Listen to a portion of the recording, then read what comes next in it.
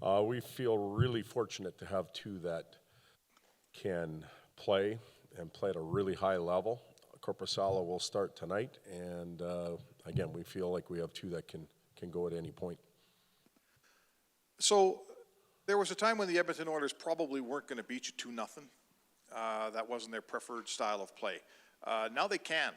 Does that make a difference in preparing for them? Not necessarily. They beat us, I think, 6-0 last year. Was it that 6-0 in the playoffs? So they've done it to us before. Each team has a set of strengths that they rely on, and they're going to play to that. And it's going to be the auxiliary stuff that probably makes the biggest difference in the series. And we have to make sure that our auxiliary stuff is better than theirs. And we feel how that will be an important part of the games. Todd, talking to Kopitar and Doughty a little bit about the differences in this year's group, and they do feel like there are some significant differences. What qualities do you sense are there, maybe a little bit more firm this year? Well, we like Edmonton. I think if you combine the 45 players that are eligible to play, they're better this year on both teams than they were last year. I think both teams improved a lot, and our quality of improvement came in goal. With all due respect to Quickie, who's a Hall of Fame player for us, but we feel like we've improved in that area. We've got Gavrikov on the back end now, so we can play two pairs of shutdown type defensemen. He's also added a lot of offense for our team, stuff offensively that we didn't think we were going to get.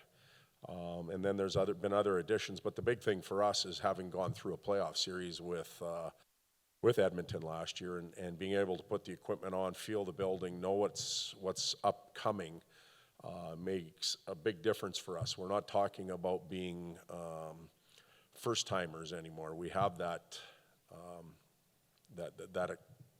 one-time experience, if you will. Having Drew Doughty, we were just talking to him, and he's excited. We asked him about McDavid, and he is just loving the idea of that challenge. It's obvious, but that element, that veteran, that gamer, just how much that adds for you? Well, it adds a lot. He's done this his whole career. He has been able to play against the other team's top players night after night for 1,200 games, 2 Stanley Cups, and he's done a real good job of it. It's not an easy task, and they have plenty of really good players here in Edmonton, so he can't just focus on one individual. He's going to be on the ice against a lot of different ones, but if it's just Drew versus a single player, whether it's Connor or Leon, that's not going to favor the LA Kings at all. It's going to have to be Drew and his teammates playing against an entire team, night after night, shift after shift. Hey, Todd, Steer. Everyone expects kind of a physical series, but both teams have exceptional power plays. Just a thought on maybe getting physical, but making sure you don't cross that line because you don't want to give either team wants to give the other team a power. Both coaches are going to walk into the locker room and ask their players to play hard. It's playoff hockey. That's what you do at this time of the year. But I don't think either team wants to make a steady march to the penalty box. At least I know our group doesn't. And you're going to have to be smart with your play. Play hard between the whistles, get out of the crap, and move on.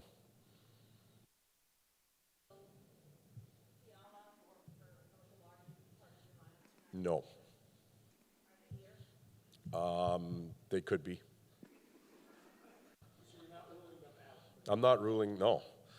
And I think for the Los Angeles contingent that are here, I told you a long time ago, when they're in the lineup, they're in the lineup. So you guys can keep asking me every night if you'd like, and you're going to get the same answer.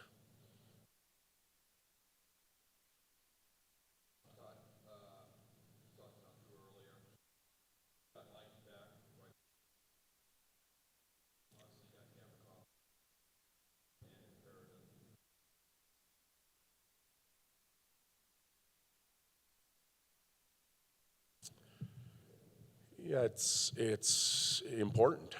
He's a key guy. He really makes our team tick. I think Drew gets a lot of the credit. Matt Roy and Gavrikov on the second pair, but Mikey Anderson's an unsung hero for our group. He does a lot of cleaning up messes, if you will, for mistakes that are made. And he's confident. He has tremendous leadership skills and displays them in the locker room and away from the rink. Without him, we're definitely not the same team. Here in the playoffs, things change in game 83. Fighting for inches instead of feet. Does it change for you? Do you coach differently, shorter leashes, longer leashes, better players? Well, what I've learned in the past is that you can go in with a game plan, and that can change 4 minutes in just based on circumstances. So you have to be ready to do whatever you need to do to win tonight's game. And you don't worry about tomorrow. The sun will come up and you'll make adjustments and do whatever you have to do. But you deal with what's in front of you at the moment. And that's how we'll approach this. During the year, sometimes it's a little bit different. You know where your team is as far as health and fatigue and trying to create opportunities maybe for players to grow. That doesn't always happen in the playoffs. You got to produce.